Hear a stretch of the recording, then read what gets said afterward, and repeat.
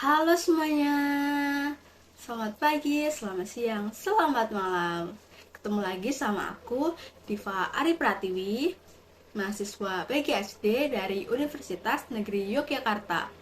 Nah, video ini aku lagi semester 5. Nah, di semester ini aku lagi ada pertukaran mahasiswa ke Universitas Pendidikan Ganesha.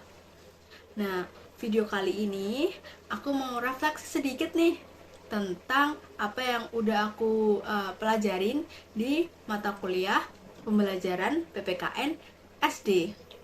Nah, untuk video ini adalah aku tujukan untuk UTS mata kuliah tersebut. Uh, Langsung saja kita ke videonya. Yeay. Oke, pembelajaran PPKN di SD. Menurut kalian pembelajaran PPKN di SD itu apa sih? Menghafal Pancasila? Atau menghafal UUD? Atau upacara bendera? Tapi ternyata semakin aku belajar pembelajaran PPKN di SD di Universitas Pendidikan Ganesha, aku jadi lebih tahu tentang PPKN lebih jauh. Nah, PPKN itu adalah tentang bagaimana kita membentuk karakter dan juga membiasakan nilai dan menumbuhkan rasa cinta tanah air kepada anak-anak didik kita selama masih di bangku sekolah dasar. Jadi, aku akan merefleksikan pembelajaran aku selama setengah semester dari pertemuan 1, 2, 3, 4, dan 5. Yang pertama, kita akan masuk ke pertemuan pertama. Go! Oke, di pertemuan pertama. Nah, di pertemuan awal nih, aku belajar tentang hakikat pembelajaran PPKN di SD. Ada dari PPKN sebagai proses, PPKN sebagai produk, dan juga PPKN sebagai sikap ilmiah. Nah, sebagai proses nih, PPKN itu akan membimbing siswa agar paham dan mampu melaksanakan hak serta kewajibannya sebagai warga negara yang baik. Selanjutnya adalah sebagai produk. Nah, sebagai produk ini PPKN akan menghasilkan pribadi yang setia pada nilai-nilai Pancasila dan juga cinta rasa tanah air kepada oleh anak-anak didik kita. Nah, yang terakhir adalah PPKN sebagai sikap ilmiah. Nah, PPKN sebagai sikap ilmiah ini akan mengajak kita untuk berpikir kritis dan juga rasional terhadap berbagai isu di sekitar kita. Jadi, PPKN ini akan membantu anak-anak didik kita juga untuk berpikir kritis tentang permasalahan apa sih yang ada di negara kita ini. Jadi mereka bisa tanggap dan juga peka dengan permasalahan yang ada di negara kita ini. Seperti itu. Oke, langsung next ke pertemuan kedua. Pertemuan kedua. Oke, langsung aja pertemuan kedua ya. Nah, di pertemuan kedua ini aku belajar tentang teori dan juga solusi dari permasalahan yang ada di pembelajaran PPKN di SD. Nah, dari teori-teori ini sih aku memahami bahwa setiap teori itu pasti punya peran penting di pembelajaran PPKN di SD. Contohnya ada teori behavioristik yang biasanya digunakan oleh guru-guru. Nah, di teori behavioristik ini tuh mengajarkan pentingnya pembiasaan dan penguatan positif dalam menumbuhkan sikap disiplin. Tentunya sebagai guru kita menginginkan siswanya itu memiliki karakter nasionalisme yang tinggi kan pastinya. Dan juga yang kedua ada teori kognitif. Nah, teori kognitif sendiri ini membantu siswa memahami makna di balik nilai-nilai yang diajarkan sesuai dengan pengertian dari teori kognitif yang membantu untuk memahami suatu materi dengan cara berpikir kritis dan bernalar aktif. Selanjutnya untuk teori yang lain ada teori konstruktivistik. Nah, di teori ini tuh menegaskan bahwa siswa itu perlu membangun pengetahuannya sendiri lewat pengalaman nyata dengan cara kita memfasilitasi. Nah, sekarang guru kan bukan hanya sih, kita boleh memfasilitasi pembelajaran itu dengan cara kita memberikan video-video yang tentang real kejadian yang ada di dunia nyata, atau kalau bisa nih kita membawa murid-murid itu keluar dari kelas untuk mereka mengamati sendiri apa yang terjadi di lingkungan sekitar mereka. Yang selanjutnya ada teori dari Piaget dan juga Vygotsky.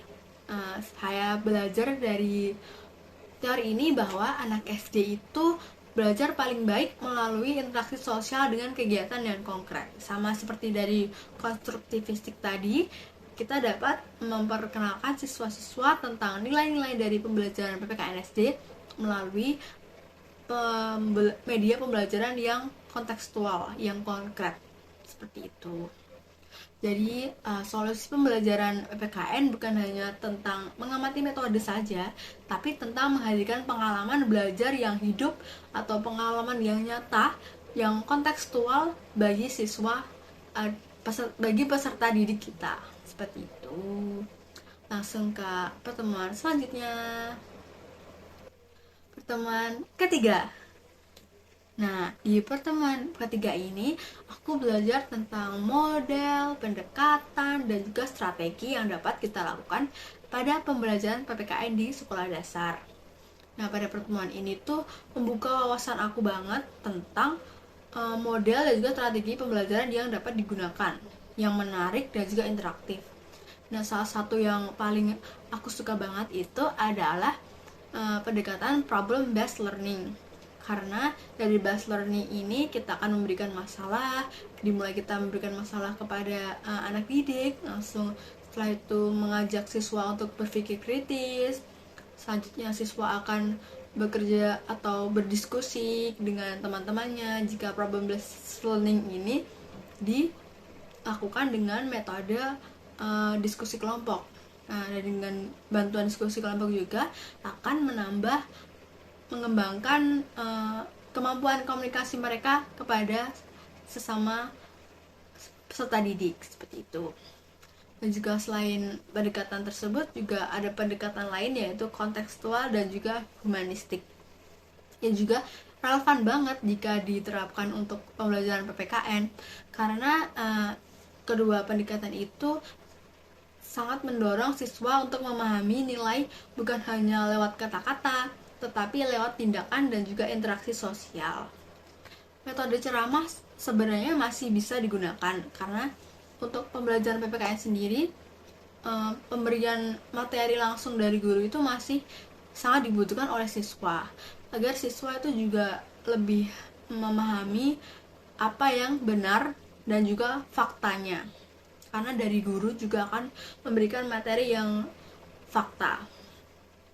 Tapi metode ceramah ini juga perlu divariasikan dengan diskusi kelompok tadi atau tanya jawab agar mereka lebih termotivasi untuk belajar terus.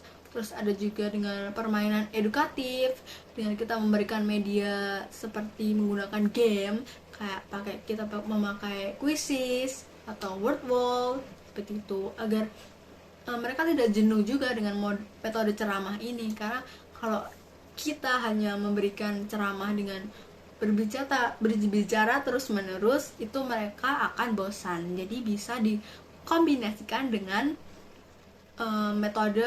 dengan media yang interaktif, contohnya seperti word wall dan juga quizzes tadi. Oke, langsung kita ke pertemuan selanjutnya. Masuk ke pertemuan 4. Nah, di pertemuan 4 aku belajar tentang modul ajar pembelajaran PPKN di SD. Nah, di pertemuan ini ada kelompok yang presentasi, mereka menganalisis modul ajar pembelajaran PPKN dengan model deep learning, yang mana deep learning itu model pembelajaran baru yang berlaku di Indonesia. Di deep learning ini tentu saja kalian pasti sudah tahu mencakup 3 bahasan, yaitu mindful learning, meaningful learning, dan juga joyful learning. Meaningful bermakna, mindful mereka kesadaran, dan juga yang tadi joyful adalah kegembiraan atau seru. Nah, pendekatan ini siswa tidak hanya tahu dan juga hafal, tetapi juga mereka benar-benar memahami dan bisa menerapkan nilai-nilai itu dalam kehidupan nyata tentunya.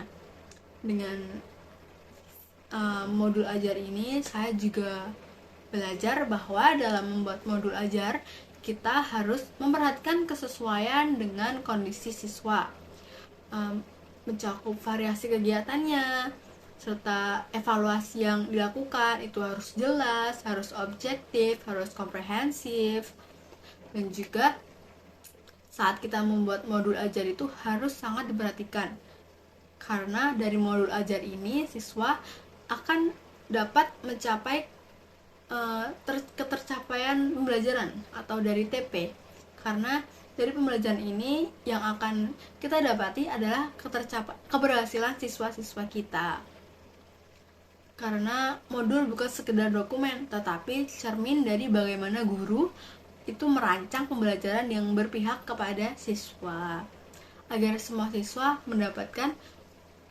hak pembelajaran yang sama. Seperti itu. Langsung ke pertemuan selanjutnya. Pertemuan terakhir. Pertemuan kelima.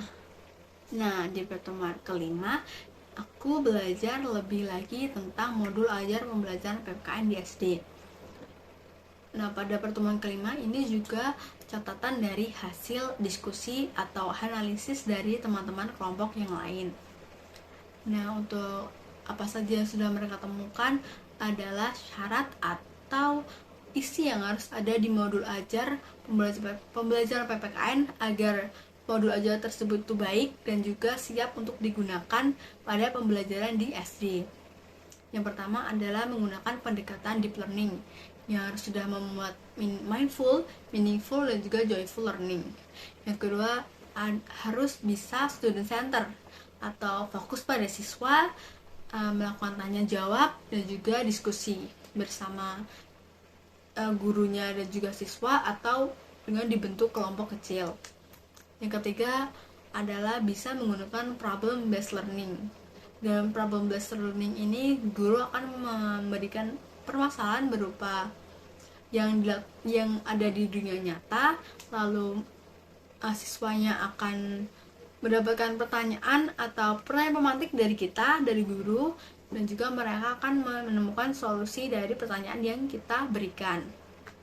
Terus ada media. Nah, di media ini sebagai guru bisa menggunakan media cetak, media digital, media visual interaktif, dan juga bisa menggunakan media alternatif lainnya yang kita buat sendiri tentunya.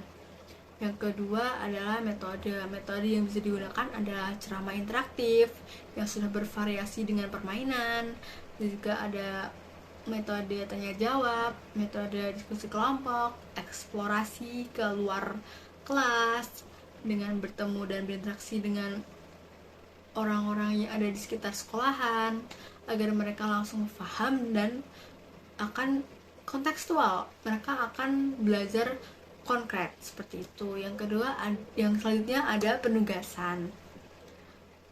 Selanjutnya mereka juga menemukan beberapa kelebihan dan kekurangan di beberapa modul ajar yang sudah dianalisis. Yang pertama ada sudah menerapkan deep learning.